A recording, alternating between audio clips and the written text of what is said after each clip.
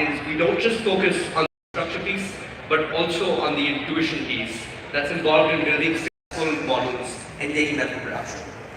Unlike other fine-tuning APIs, we actually help build custom loss functions and custom output heads that enable you to optimize your model for your task, not just the next word. And I think we can hop into the demo. So what you see here when you enter the platform is essentially you can go in and create a service, and a service is just any project that you're building an AI system for. Once you go in and do that and hop into the service, you'll see that you can upset if you want, up to a gig on the UI, even more on the API. And we have guidelines for every piece of data that you might want to upload so you don't upload the wrong format.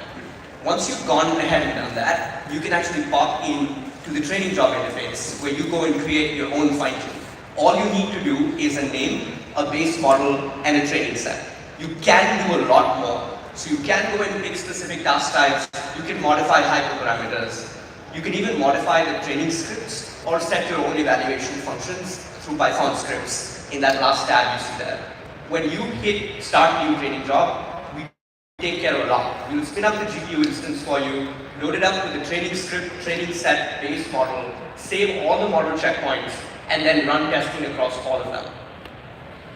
You'll see here that when a job is complete, you can actually see all of the records of the job, including any logs, if there were any, as well as the loss graph through the training job process.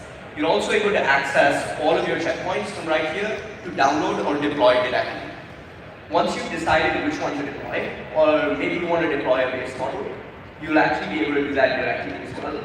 And you can see all the aggregate testing metrics available in front of you. We're now going to go ahead and run a deployment. So when you pick a base model or a fine-tuned model from the previous panel, go and set resource management from the platform itself.